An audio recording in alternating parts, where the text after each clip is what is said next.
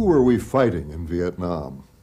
If asked, most Americans at home or in Vietnam would tell you the Viet Cong or the North Vietnamese.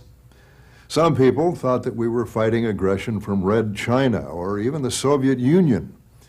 We have to stop this in Vietnam or we will be fighting on the beaches in San Diego, was a slogan popular among supporters of the war. In Vietnam, we faced two different forces. Both were the successors of the Vietnam Independence League, or the Viet Minh, who had ousted the French in 1954. One element was North Vietnam, the Democratic Republic of Vietnam, and its armed forces, the People's Army of Vietnam. The other force in the southern part of Vietnam was the National Liberation Front, or NLF, and its armed forces, the People's Liberation Armed Forces. Ngo Dinh Diem, America's chosen ruler of South Vietnam, derisively labeled the NLF the Viet Cong, and the U.S. government and press always referred to them that way. The enemy's unconventional or guerrilla troops were known as Viet Cong, which is apparently an insulting or derogatory Vietnamese way to refer to Vietnamese communists. But to the Americans, we simply referred to them as VC, and in American phonetic radio language that was Victor Charlie, so it was often shortened to just Charlie. But just who was Charlie? In a region where it was difficult to tell friend from foe just by looking, the answer was often elusive.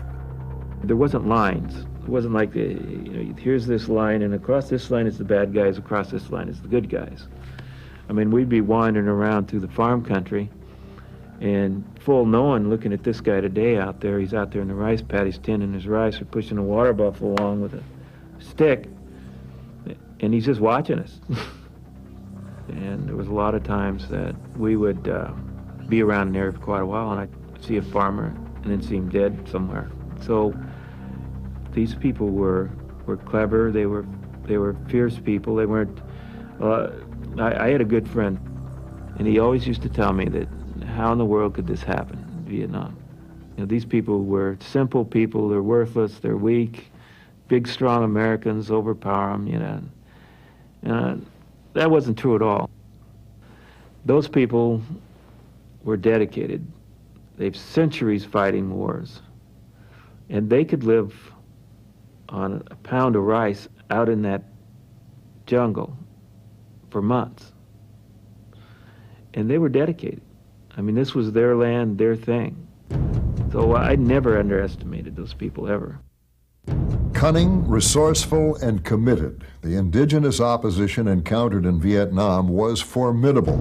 But just why were they fighting? Did they actually think they could win against the world's strongest power? To begin to understand, it's necessary to take a look at Vietnam's history.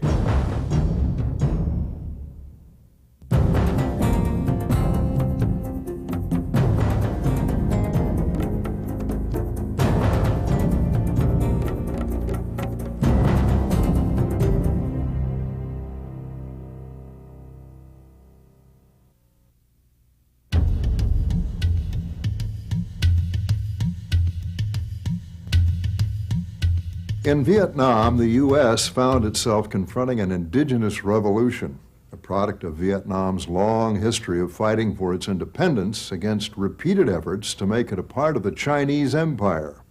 One American officer said, "I knew we were in trouble when I learned that every major street in Saigon was named after someone who had led the country in a rebellion against a foreign invader." In 1859, French troops landed across the beaches near Da Nang. It was the beginning of almost 100 years of French colonial rule over Indochina, which included Laos, Cambodia, and Vietnam. For 60 years, the French were easily able to contain sporadic resistance to their rule. Then in 1919, there appeared at the League of Nations a slim young Vietnamese calling himself Nguyen Ai Quoc. He would later be known as Ho Chi Minh. His polite request for the League to support independence for his country was dismissed with laughter, and though disappointed, he was not discouraged. He went off to start his apprenticeship in the trade of revolution.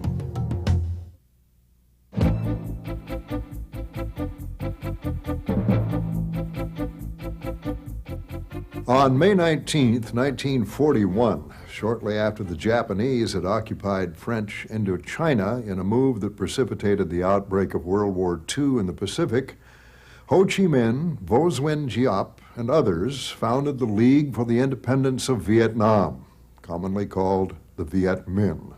The organization spent its first years recruiting, building its political base, and preparing to fight the French and the Japanese. The military leader of the Viet Minh, ex-schoolteacher Giap, led his small forces in a few raids on the Japanese and provided targeting information on Japanese bases in Indochina. The American OSS returned the favor by parachuting in advisors and supplies for the Viet Minh. I would fly out to a place called Thuyen Nguyen, which was where Ho Chi Minh had his headquarters, and there was an OSS detachment working with him. And we kicked out bundles to them before going back, let us off, and then the plane would return to its base. Their mission was to train guerrilla troops, a small band of Vietnamese guerrillas, in military tactics. This was a typical OSS operation because in addition to reporting on troop movements, Japanese military intelligence generally in Southeast Asia, there were small guerrilla operations. A bungled attempt in 1945 by the Vichy French to prepare an uprising led the Japanese to jail the French colonial administration, leaving a vacuum. Seeing that their moment had come, the Viet Minh stepped up their action against the Japanese and spread their political organization throughout Vietnam. As a result, when Japan surrendered, the Viet Minh moved in and took over the reins of government. The northern part of the country was solid. In the south, though not as strong, they were in power when the Allies arrived. There were a number of different parties at work, and I couldn't begin to sort them out. I don't know if anyone was ever able to sort them out. But I did several times meet with representatives of the movement for independence who were in touch with the Viet Minh in the north. And they represented quite a large body of opinion, certainly, and I believe quite a large number of people who were involved in the movement. By agreement among the Allies, the British were to occupy the southern part of Indochina and take the Japanese surrender, while the Chinese of Chiang Kai-shek did the same in the north. The British commanding general saw it as his task to restore French colonial rule. And in fact, he used his troops and even Japanese troops to that purpose. In Hanoi, Ho Chi Minh declared Vietnamese independence on the 2nd of September, borrowing language from the American Declaration of Independence. We had a great opportunity in 1945 to help Vietnam. Vietnamese obviously were very eager to be independent of the French. This was a long-standing desire on their part. During the occupation, they had seen the French humiliated. If they had any respect for the French before, they lost quite a bit of it. They had no use for the Japanese either, by the way, and some of them had resisted Japanese occupation. They had listened to Voice of America broadcasts and heard sentiments they liked a lot. In fact, they looked to our country as one that could liberate them. Ho Chi Minh sent repeated messages to the president, some of them via OSS, to which he never received an answer, never received any acknowledgement. He was largely ignored. Truman felt that our interests lay with France, and therefore he disregarded the interests of Vietnam entirely, and we lost a great opportunity there. If we had taken the Vietnamese desire for independence more seriously from that point on, we would never have fought the Vietnamese War. There was a general consensus that France would let go of Indochina in the way that the British were getting ready to let go of India. But this produced very strong opposition from both the people who had property and the French, who were very well established in Indochina, some of them for generations. They were not so eager to give up the colonies. In Saigon, the British turned a blind eye as released French prisoners seized arms and attacked the Viet Minh. Widespread fighting broke out. In the north, Ho Chi Minh negotiated a deal with the French. In return for promises to respect Vietnamese independence within the French Union, 15,000 French troops were to be allowed to return to the Red River Delta around Hanoi, where they would replace some 300,000 Chinese. The French were to be withdrawn within 5 years. Ho came under criticism in the Central Committee for letting the French back into the country. He said, "You fools, look at your own history. The French are weak. The white man is finished in Asia. If we allow the Chinese to stay here, they'll be here forever. I would rather smell French dung for the next 5 years than have to eat Chinese dung the rest of my life." The French deliberately stalled the negotiations while more troops poured into the country. There was a minor event in Haiphong, which may have been actually a provocation by the French, and the first thing you knew, the French Navy was shelling Haiphong, and there were, I believe, 7,000 casualties. So at that point, the politicians in Paris lost control of what was happening. The army came in, and that was the beginning of the French war in Indochina. As the Viet Minh forces retreated back to the mountains, Ho Chi Minh broadcast over the Voice of Vietnam a line from one of his poems. "If we endure through this cold winter, we shall see spring."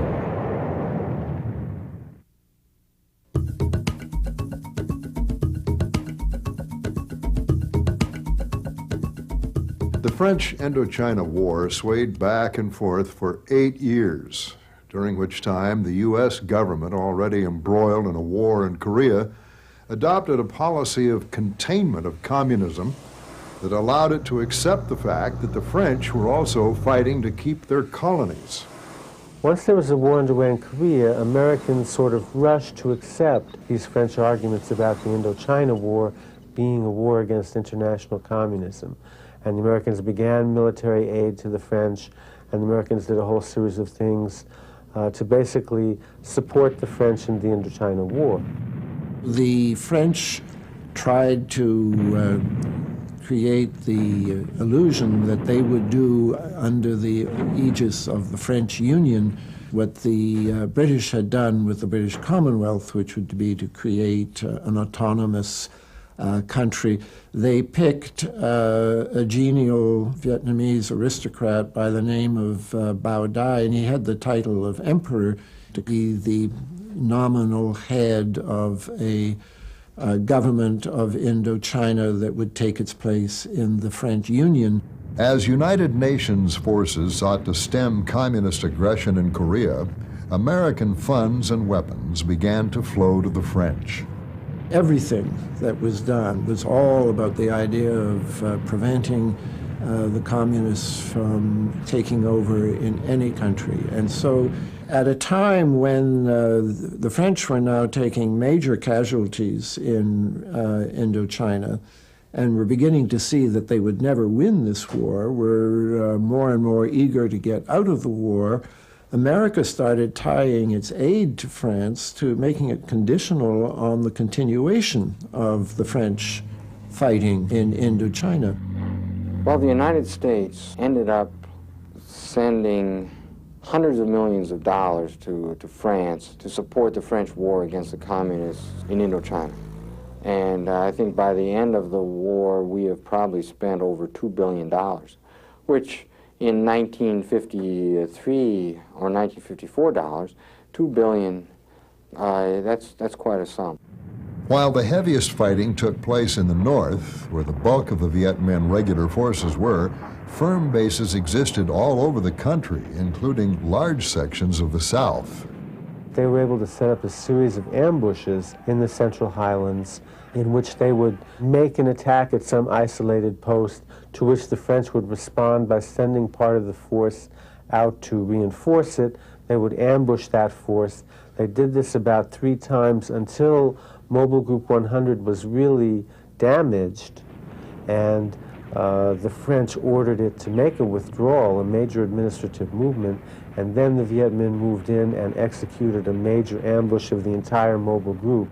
The attack on Mobile Group 100, which fell in the spring of 1954, virtually destroyed the French force and was a significant victory for the Viet Minh in the Central Highlands. In the north, meanwhile, French commanders had come and gone. Each had tried to find a way to use France's superior military technology to crush General Giap's regular divisions and thus bring the war to a close. All had so far failed and gone home, reputations besmirched. Then came General Henri Navarre with a new plan. His idea was to bait Giap into committing his best troops 100 miles away from the critical Red River Delta in the jungled mountains where they could not be supplied. The French would drop a number of parachute battalions in a little valley near the Laotian border. The French really thought that they could bring the Viet Minh battle force to action far from its bases, that they could do so under favorable conditions where the firepower would just be on their side, and that they could basically kill so many Viet Minh regular troops that they could break the power of the Viet Minh movement. It was assumed that Giap could not resist the bait. When he bit, he would be caught, because French artillery and napalm would devastate the Viet Minh assault troops. With their main forces crippled, the Viet Minh would have to accept French terms. From the end of 1953 through March of 1954, they installed more than a division of combat troops at Dien Bien Phu with tanks, artillery. There was an airstrip there. Until the beginning of the battle, aircraft were based there. It was a major fortress in the highlands of Vietnam.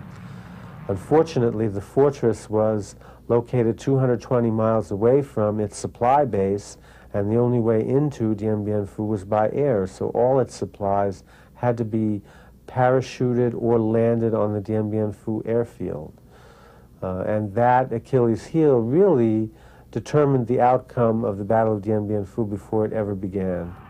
Recognizing that the French position was vulnerable, Giap attacked and not only swallowed the bait, but the fishermen too. Within 55 days, the stunned survivors of 15,000 of France's finest troops surrendered. For the Vietnamese, the timing couldn't have been better. The Geneva Conference on Peace in Korea and Indochina began the next day. The general idea of the Geneva Accords was that you would have a temporary demarcation line. It did not distinguish between two countries, behind which the Viet Minh forces would regroup in the north, then the French and their allies would regroup in the south, and you would get ready for a transition to peaceful elections in 1956. Whoever won the election would then, at that point, constitute the new government of a united Vietnam. Both sides expected that if there were an election, Ho Chi Minh would win it and become the president of a united Vietnam. We are participants in the Geneva Conference, but we're not happy with what's going on because the French then are about to recognize the North Vietnamese rule in North Vietnam, which means that the communists have expanded their area of control. So there we are, a containment strategy is suffering a blow if the French agree to this. We decide not to sign any of those agreements. And the South Vietnamese government does not sign those agreements either.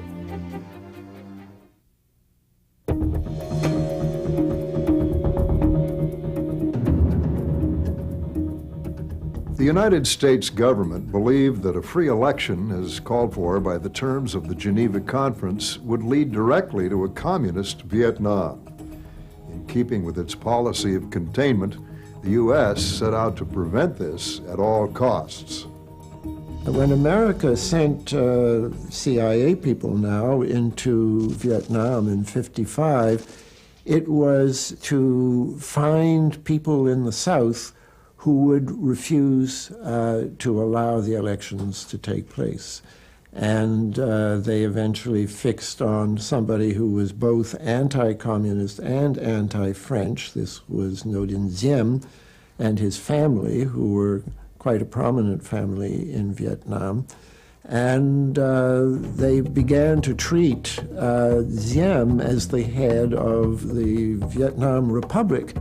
All Diem could really call a government was the old French colonial administration and its 300,000-man army. He moved rapidly to consolidate his power, subduing pirates, military commanders, and the armed factions in the Mekong Delta by a combination of force and reliance on the backing of the American embassy. We had a man from America called General Edward Lansdale. His main job was just the pacification of Saigon, and that then set up Diem with no longer much real opposition except the former Viet Minh, who were waiting for the elections, so they were not a violent opposition at first. Diem canceled the nationwide elections agreed on at Geneva and substituted a rigged election for president, which he won with 98% of the vote. Although the U.S. government talked about nation building, most of the funds and supplies sent were for the military. Prominent in the minds of the policymakers was the idea that if South Vietnam fell to the communists, Laos, Cambodia, Thailand, Burma, Malaya, Singapore, and possibly Indonesia would come tumbling after. This came to be called the domino theory. To ensure that Vietnam was not the first to fall, ARVN troops were put to work hunting down the Viet Minh cadres that had stayed in the South. Not only Viet Minh were targeted, but also anyone opposed to the Diem regime. Tens of thousands died or were imprisoned between 1956 and 1960. Meanwhile, in the North, the government was rebuilding from the French War and creating new industry. This didn't help the cadres in the South in the least, and they let their feelings be known. Finally, it was agreed in 1959 that the situation was intolerable and the cadres in the South were authorized to defend themselves. The idea was to begin to organize an armed resistance in the South. This is the National Liberation Front. They reached out to the sects, some of whom still had their own arms, and they started sending people back to the North for training. And they also, I think, were able to tap in through the corruption in the docks and so on to avail themselves of some of the American arms that were coming into South Vietnam.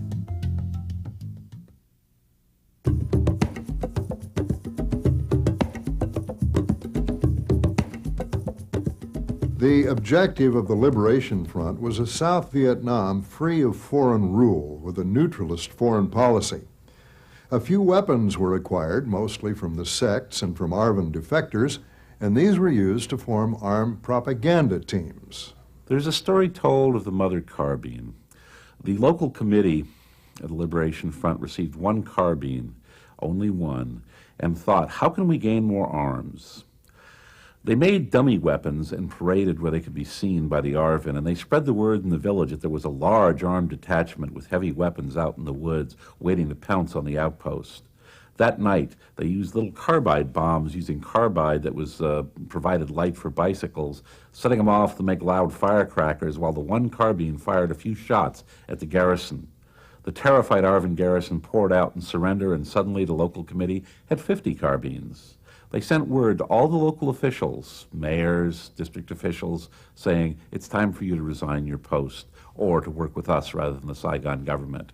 Only the province chief refused. He He'd been guilty of killing 70 old Viet Minh fighters personally. He was taken out and executed. From then on, cooperation was very good with all the local officials. The successful rollback of the Saigon regime's presence in the villages, especially in previously solid Viet Minh areas, allowed more recruitment, leading to the founding in 1960 of the National Liberation Front of South Vietnam. To the front, the people were the source of all power. An organized people plus arms and military organization was the formula for People's War, the Vietnamese strategy for liberation. Of the 12 rules of discipline for all front soldiers, 8 dealt with their relations to the people. Between 1960, when it was founded, and 1965, when U.S. armed forces arrived in large numbers, the front grew dramatically in its size, strength, and support until it controlled more than 80% of the area of South Vietnam and threatened to rapidly destroy the Saigon government. I think we can take those years as a contest between two kinds of war. The civilians, as time went on, became more and more identified. They had far less to fear, although they sometimes had something to fear, but far less to fear from the NLF cadres with their light weapons than with the Diem troops. With their helicopters and their aerial raids and the practice of depopulating whole countrysides to separate the troops from the civilian population. You know, just as simple a thing as the use of defoliants. You completely alienated the civilian population this way, which meant that it became increasingly clear that there was no possible way that the Diem troops would ever gain control of the countryside.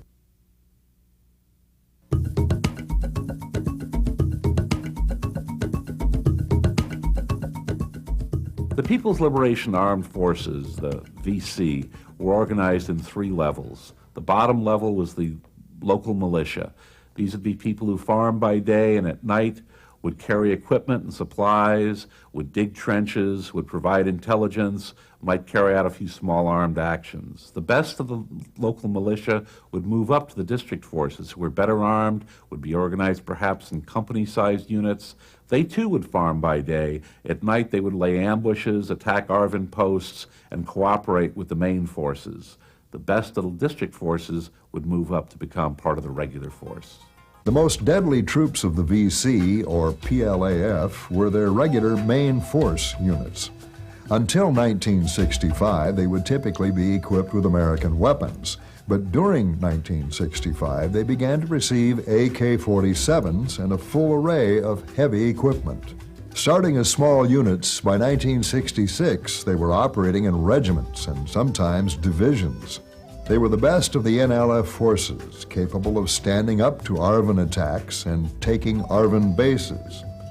The cream of the regulars were the special assault engineers, the sappers, whose use of stealth and explosives was legendary. In 1961, the front surged ahead, knocking over government outposts and spreading its control. In 1962, new U.S. equipment, particularly armored personnel carriers and helicopters, gave the ARVN a temporary advantage that the liberation forces needed some time and thought to develop tactics against. At Atback in January 1963, they seemed to find the answer. A main force battalion of the NLF stood off a regimental-sized group of ARVN in daylight, despite the presence of helicopters and armor. 5 helicopters were downed.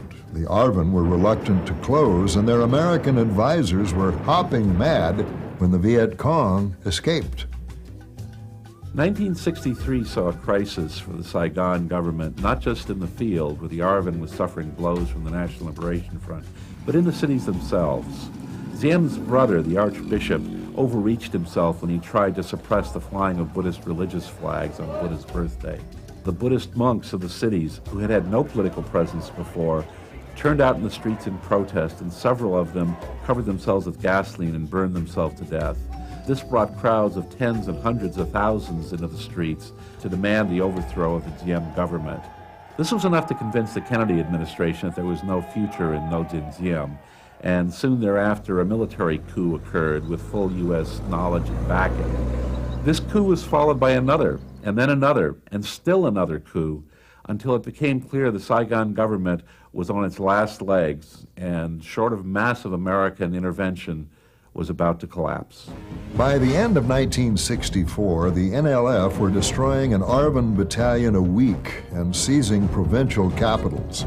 This could not continue much longer. The Johnson administration resolved to send in regular American forces.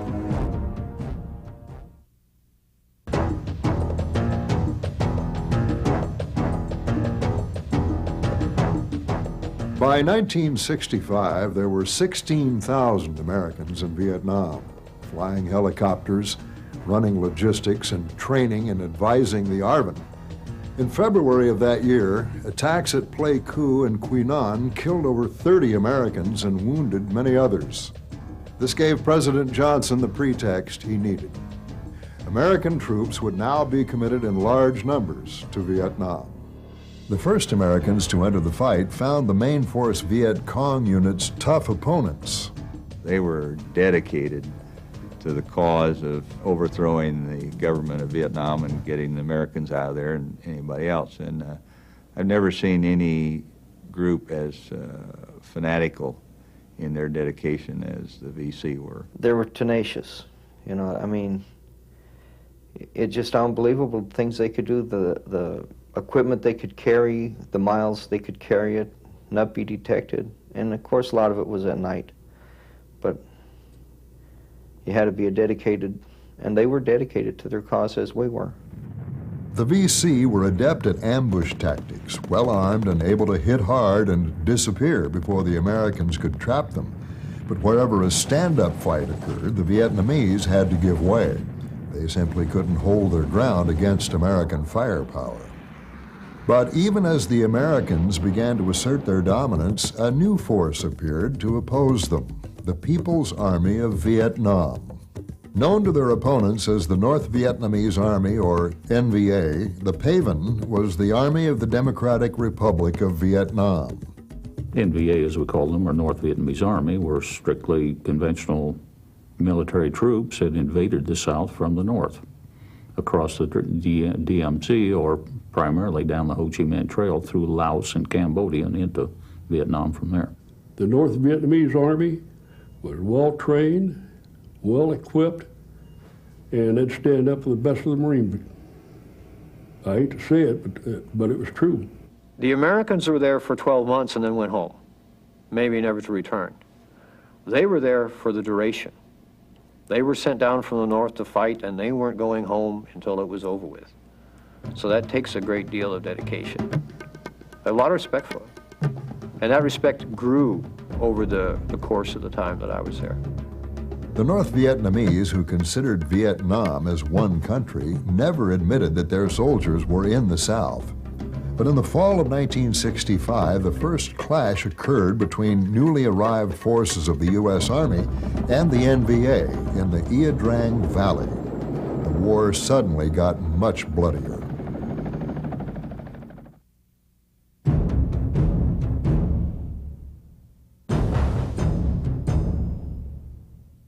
In 1965 and 1966, the Americans brought in division after division until finally 500,000 U.S. troops were in Vietnam.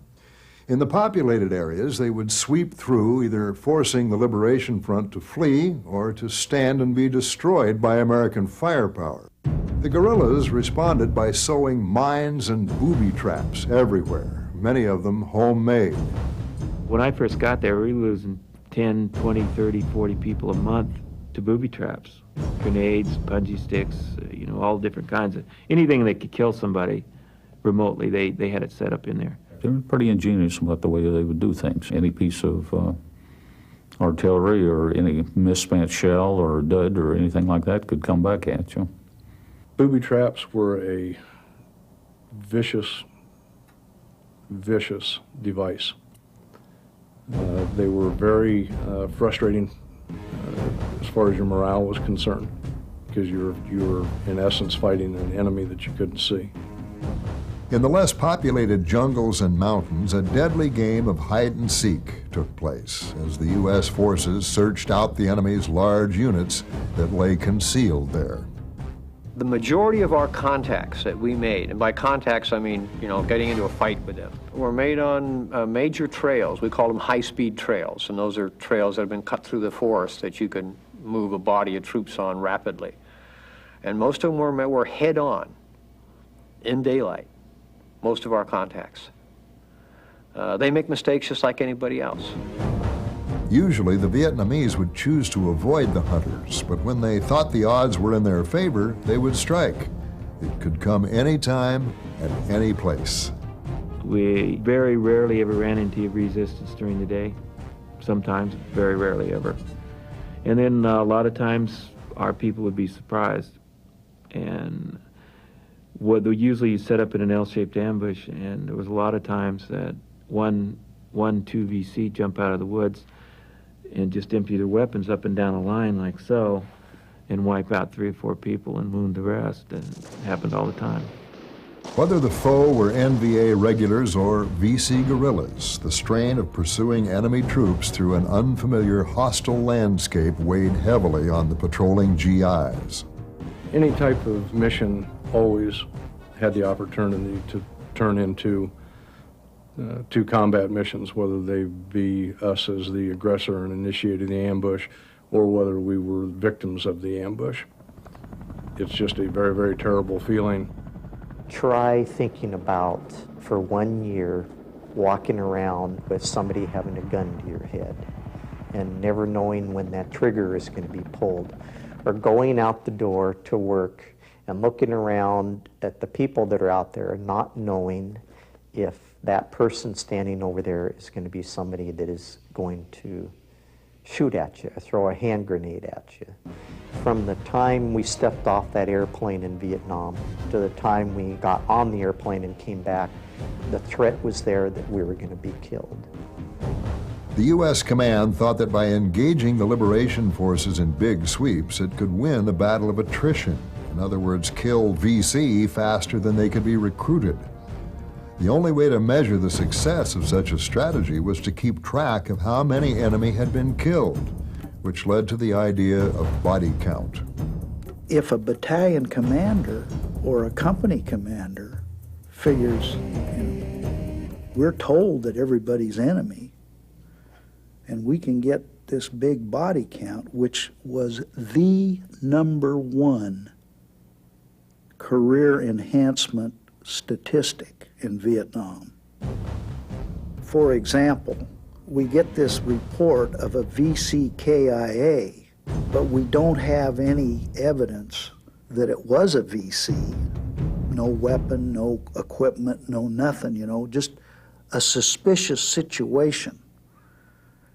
If it's just counted, which it is counted, and condoned, then there are elements of people down at that level that would figure, hey, that's an easy way to get a body count.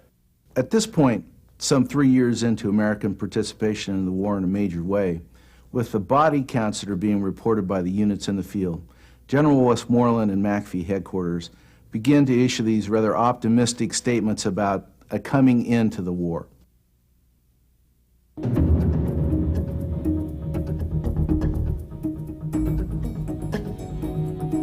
In early 1968, while pressure from North Vietnamese units kept the Americans focused on Khe Sanh and the Central Highlands, the liberation forces and North Vietnamese decided to upset Westmoreland's calculations. Similar to George Washington's troops storming Trenton on Christmas Eve, the Vietnamese chose to strike on their Lunar New Year, Tet.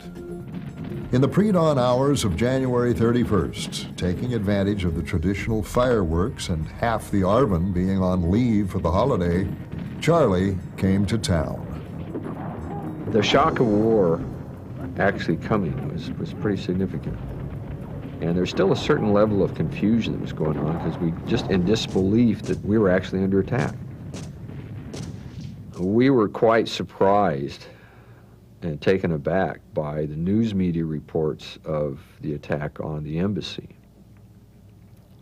And those of us in the clinic were, I remember talking about it at the time, was that, my God, they took over the embassy, they were fighting them from floor to floor. This is the way the news media came across.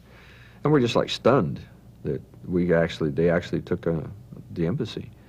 Later on, we found out that they never really did that. They made it through the walls. This is all the further they made it, and the Marine Guard there had stopped them. But the news media came out saying that, you know, we were basically being overrun. Other attacks struck the presidential palace, the national broadcasting station, and 10 other targets in Saigon. Benoit and Long Bin air bases came under attack, as did the U.S. MAC-V headquarters. Right down near the MAC-V compound, there was a POW camp, and they turned loose over 500 prisoners.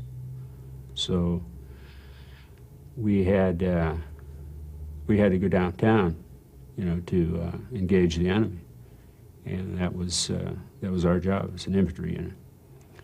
And there was quite a bit of fighting downtown and then around Fanthiette. We had so many Army and Marines around us that we felt pretty secure, even though there was some things happening. It wasn't nearly as bad from where I was as a lot of people may have led to believe, or the way it was communicated on the news. My wife was totally convinced that I'd never make it. During the first 3 days of Tet, the NLF attacked 36 of 44 provincial capitals, 5 of 6 autonomous cities, and 64 of 242 district capitals. Most of the attackers were fairly well armed with rockets, mortars, and explosives. During Tet of '68, we received quite a bit of mortar and artillery fire for a long period of time, while the NVA was launching its main attack against Khartoum to the east of our camp. And we always thought that they did that to keep us from coming out of our camp and hitting them from the rear. So we were under siege, if we want to call it, for about a week to 10 days once upon a time, right during the height of Tet. In some areas, the enemy was pushed back quickly, while in others, the fights were long and hard. In Saigon, for instance, the NLF held out for more than a week in the Cholan district, and it took the Marines and the ARVN a month to take Hue back from a North Vietnamese division. Set against General Westmoreland's optimistic reports, the Tet Offensive became the pivotal event in America's involvement in Vietnam. The fact that those kinds of attacks across the length and breadth of South Vietnam could be conducted when Westmoreland and Johnson all along have been saying things are getting better, there's a light at the end of the tunnel. Even though those attacks were defeated in kind, and it turned out to be a tremendous military defeat for the Viet Cong, that was irrelevant. Because the first media stories were a tremendous defeat for the United States and the South Vietnamese. And the impact, the psychological impact on the American psyche was unmeasurable, I think. In the aftermath of Tet, the U.S. military objective began to shift away from the preservation of the South Vietnamese government. Increasingly, the Americans were concerned with how to keep their losses down and withdraw under terms that would not look like a defeat. Peace talks were begun and a U.S. bombing halt was declared against North Vietnam. When Richard Nixon became president in 1968, he intimated that he had a secret plan to win the war. In fact, there was no plan other than the war needed to be ended, and on an honorable note, if possible. He and his advisors came up with an idea that the war could be shifted, the responsibility for the war could be shifted to the South Vietnamese, along with a concurrent strengthening of the South Vietnamese forces, which then would allow the reduction of U.S. forces in theater. So the Vietnamization program actually had a number of parts. One was very equipment intensive, so they got new tanks, new artillery pieces, more modern aircraft, and all those kinds of things in the materiel arena. And the other area was increasing the advisory effort in order to increase the capability of the South Vietnamese forces that they were advising. America's shift in focus came at a good time for the guerrillas, who had lost the majority of their main force fighters during Tet. The bombing halt against the Ho Chi Minh Trail in North Vietnam was used to re-equip and fill out battered divisions, while at the same time the air defenses in the north were greatly improved.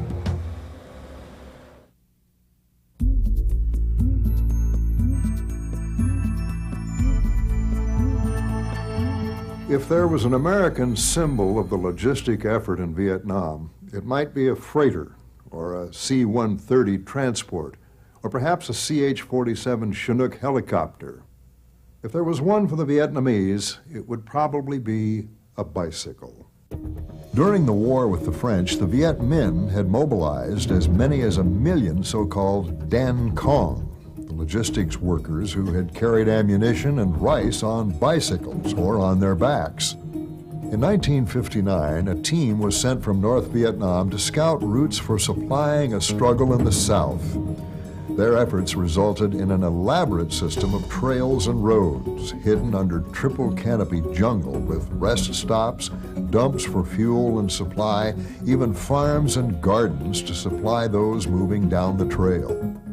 Eventually, the humble bicycles of the Dan Cong gave way to Soviet-made trucks. I can remember a mission where we were on there monitoring, and down in the valley, it was at night, and we could actually hear and see trucks going by down in the valley. And it was like well, now it is a freeway, I guess, they built down in there, but just trucks moving through all the time. The American command determined that it must interdict travel on the trail. But the Vietnamese proved capable of fixing it as fast as the Americans could bomb it. Indeed, as early as 1966, a U.S. study concluded that there was simply no way to stop traffic on the trail by bombing. Well, after a while, we figured out that a lot of the tonnage that was being moved along the trail were being moved around dawn and around dusk. So after Puff had to go home, and before it was light enough for folks in the day to see, a lot of stuff got moved. And even though that confined them to only a few hours during the day, they were able to plan ahead and move enough stuff during those time periods. So, it's, if only we always had stupid adversaries, but unfortunately that's the case too seldom. The U.S. used everything from sound detectors designed to look like bamboo shoots to short Americans dressed in black pajamas to direct bombers onto traffic on the trail. Yet in spite of American efforts, this vital supply line continued to operate. We would capture letters where an individual had received a letter from home from North Vietnam, and you start thinking about it in that sense that they still established means of communication and had some kind of a postal system going that I would never, until that happened, until I actually saw some of these letters, I would never have suspected that they would have, once they left home in North Vietnam, that'd be the last contact until they got back. But their logistics and systems of that nature were much more effective than I would have thought they would have been.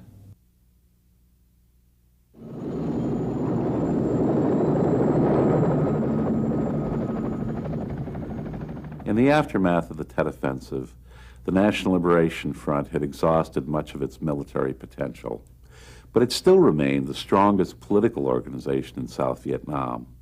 The U.S. administration sought to attack this problem in two ways.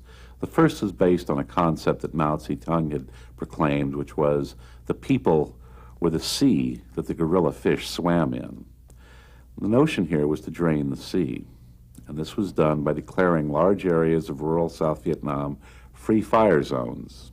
Often efforts were made to notify and evacuate the population from these areas, but sometimes the first they knew they were in a free fire zone was when the shells and the bombs began to fall.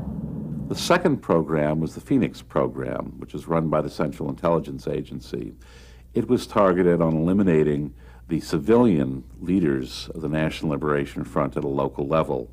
This involved wide-scale torture and execution of many thousands of civilians in South Vietnam. The U.S. also launched 2 operations to disrupt Vietnamese supply lines. In 1970, President Nixon launched an invasion of the Cambodian border area.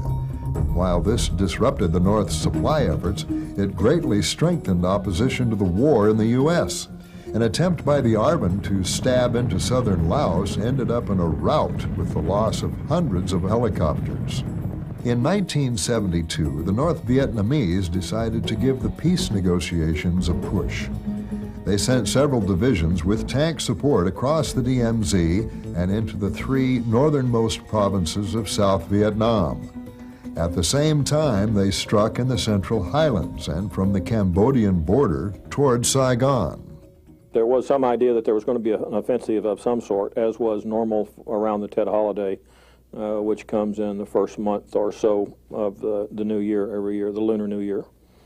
In that particular case, the intelligence revealed that there probably was going to be an offensive, but it didn't come during the Tet holiday. And then it didn't come the second time around when it was expected, but it did arrive on the 30th of March.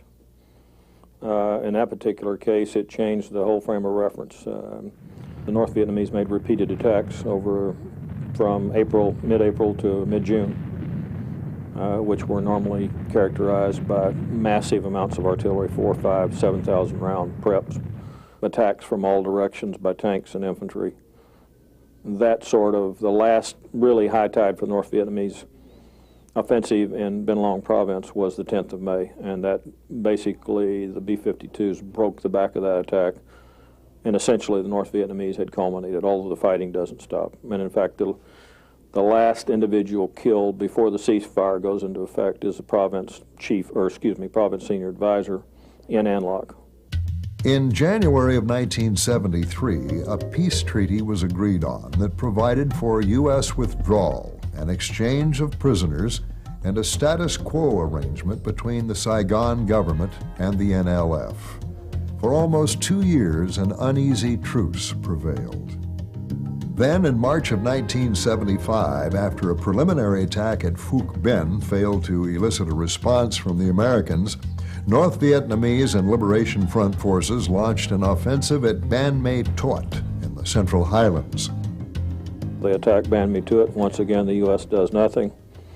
From that particular situation, they determine that they will launch a general offensive to achieve the complete overthrow of the South Vietnamese government by 1976.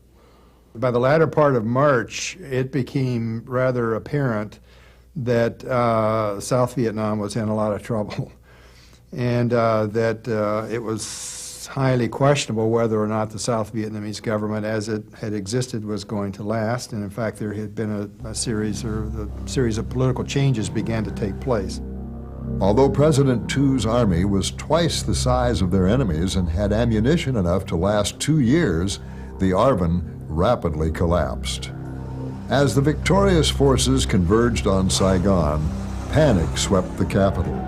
Now the spring that Ho Chi Minh had spoken of 30 years before had finally come. A North Vietnamese tank crashed through the gates of the presidential palace. The final campaign had lasted just 44 days. The war was over, and Vietnam had won. For those of us who may have been in Vietnam and had a personal experience with the war, and then to have that suddenly end for us, I mean, our experience there, it's like, in a way, we were caught in a time warp. And the Vietnamese, they had to get on with life. And following the war, things were very, very difficult there. The dream of Vietnamese independence had come at a severe cost.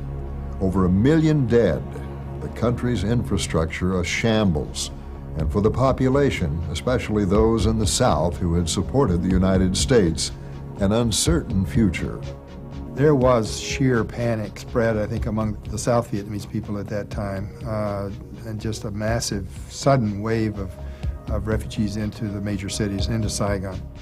The fear of political, religious, or other persecution took over, and the exodus began. Tens of thousands chose to leave the country to seek asylum elsewhere. Soon, images of rickety boats full of people hoping for a new life flashed around the globe, and for the most part, the world embraced these boat people. President Richard Nixon promised more than $3 billion in Reconstruction aid, but Congress, under Presidents Ford and Carter, believed that doing so would amount to an admission of wrongdoing. To make matters worse, trade bills were enacted that seriously hampered Vietnam's economy. The embargo, together with what obviously the Vietnamese themselves recognize as a failed economic policy before going to an open market, a free market economy. I mean, the country was just not doing well at all. It was very, very impoverished.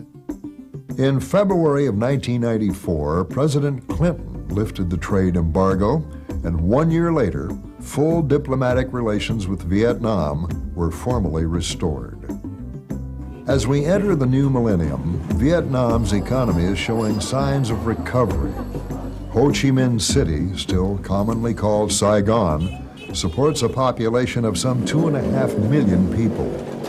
In the open-air markets and throughout the countryside, life proceeds much as it has for centuries. Many Vietnamese, in large part because of their cultural and spiritual beliefs, have put the past behind them and welcome visitors from a country that was once their enemy. Since 1989, I've probably been back to Vietnam 30 or 40 times. And I cannot remember a single incident where I had a negative experience in my interaction with the Vietnamese. And in a very strange way, and maybe it's not so strange, but I've also had the opportunity to travel to Vietnam with Vietnam veterans, people who served in the military.